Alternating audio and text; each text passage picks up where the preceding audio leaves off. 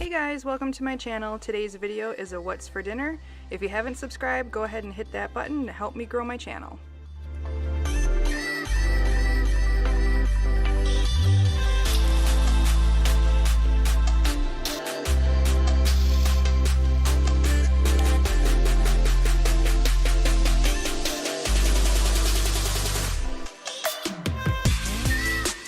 So the first meal is a chicken bowl. I used breaded chicken tenders, a jar of chicken gravy, a can of corn, and potatoes for mashed potatoes. So go ahead and set your oven for 400 degrees. I laid the chicken tenders out on the pan. I use both bags. If you have a smaller family or little kids, you don't have to use both bags. You can get away with just using one, but there were leftovers, so my husband and I took it for lunch the next day. So just pop those in the oven, and I cooked them for about 20 minutes.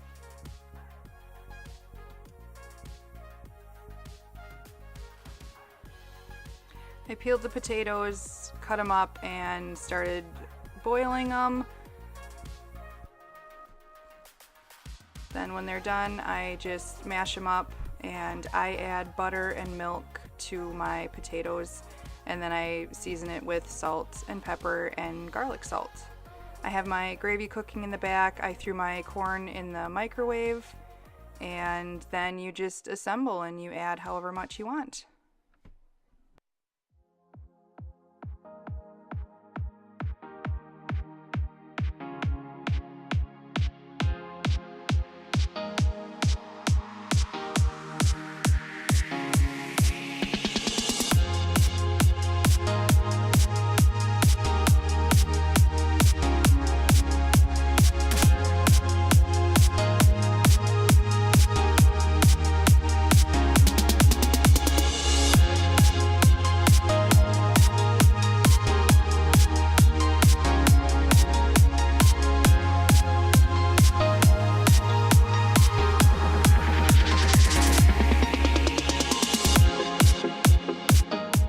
Next night is pizza night. I have 2 pizza crusts, pizza sauce, mushrooms, sausage, shredded cheese, and pepperoni.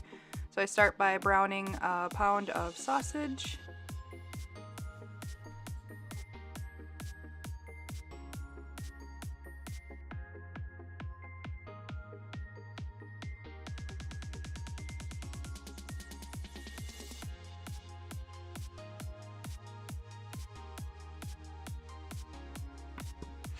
After that's browned, I add the mushrooms. I don't know why I turned the burner on, because all of it was going to get warm when I put it in the oven, but I did. So just mix it together, and then I set that aside.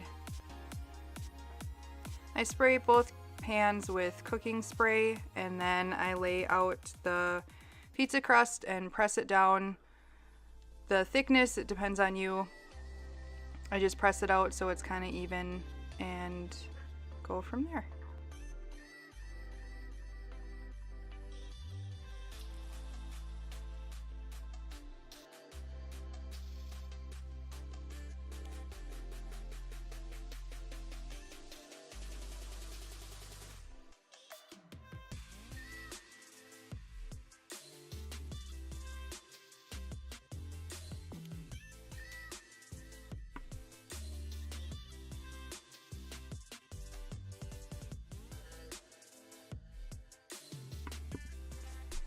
Then you just spread out the pizza sauce. I don't use a whole bunch. I probably use more in these two than I do normally. I don't like a lot of pizza sauce on my pizza. So just however much you want. And I actually used Colby Jack shredded cheese. That's my favorite cheese to use on pizza, and we use a lot. I love cheesy pizza. Leave me a comment and let me know if you are the same way.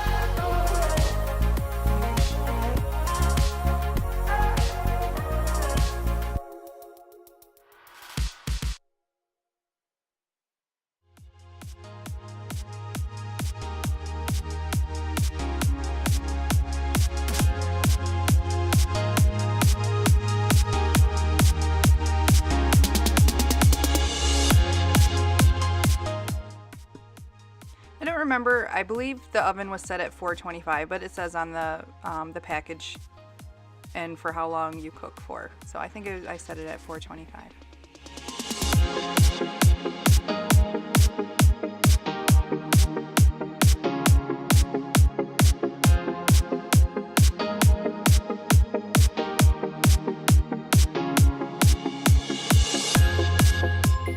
Then we have meatballs and noodles. It was supposed to be spaghetti and meatballs, but I forgot I didn't have any spaghetti noodles, so it was whatever noodles were in my pantry. So it's the 2 jars of spaghetti sauce. I think I had about 1.5 pounds of hamburger, the noodles, and then I put minced garlic, salt, pepper, and garlic salt in my hamburger. If you watch my channel a lot, I do not cook with onions, ever. I hate onions. So I don't season anything with onion powder, nothing. I love garlic salt, garlic, minced garlic, all that. So I use a lot of garlicky flavors to flavor my foods. This is my son helping me because my hands were full of meat. And I thought I need just a little bit more garlic salt in there. So just put whatever seasoning you like, mix it up, and then form your meatballs.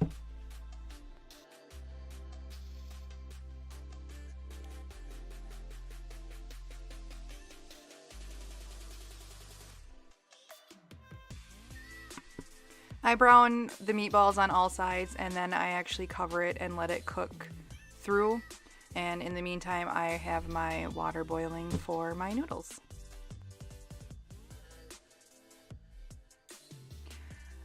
When the noodles are done cooking, I actually add a little bit of spaghetti sauce to them just for a little added flavor. And we had garlic bread and salad. That's my daughter.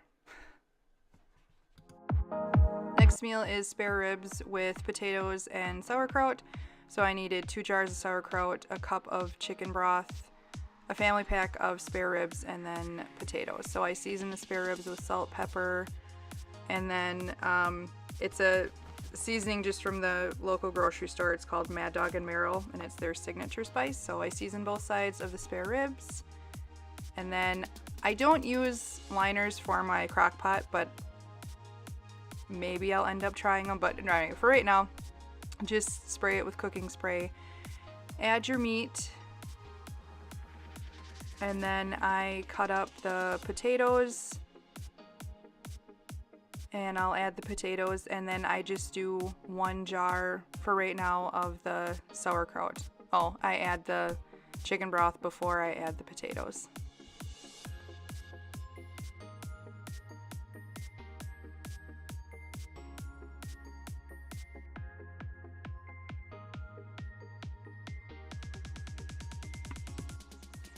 So I set the timer for, or I cook it on high for, you can cook it on high 5 to 6 hours. I cooked mine for 6.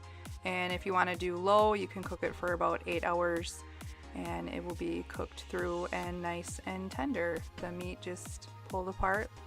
The potatoes were cooked through and nice and tender. And I did end up adding the second can of sauerkraut just for a little bit of taste. If you're not really big on it, you don't have to add it. It was perfect the way it was, but just that little bit extra taste. My last meal is chicken pot pie. I had 2 packages of the frozen mixed vegetables. I cut up broccoli and cauliflower, about 1/2 cup to 1 cup of each, a can of cream of chicken, 2 cups of chicken broth, and a cup and a half of milk, 4 tablespoons of butter, and 1/2 cup of flour, and of course pie crust. So I heated up oil in the pan and added the mixed vegetables and the cauliflower and broccoli. Let them saute for 5 to 7 minutes. I already had my chicken cooking, and again I seasoned that with salt, pepper, garlic salt, and the Mad Dog and Merrill seasoning too. I did already set my oven to 400. When the vegetables are done, just set them aside. I shredded up the chicken, add the chicken to the vegetables, mix them together, and then I started with adding butter to the pan. Let that melt. When that's melted, add the 1/2 cup of flour. Stir that around till it gets nice and lumpy. And then I add my 1.5 cups of milk. Stir that around until it starts to kind of form a little thickness. All the lumps are not going to go away. It's fine because you're just going to keep stirring in more liquid. Then add your 2 cups of chicken broth. Stir those around. By then most of the lumps should be out. And then after that you'll add your can of cream of chicken.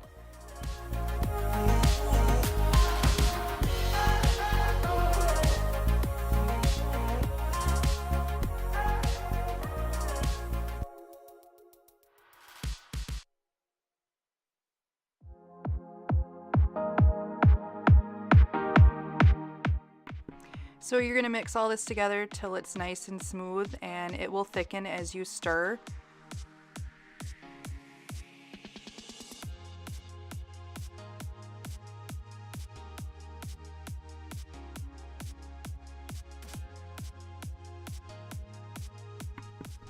And then I added some pepper, salt, and again the garlic salt for some flavor.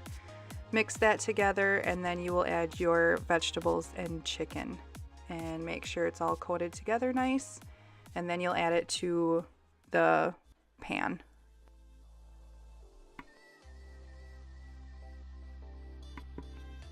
Not the pan, the baking dish.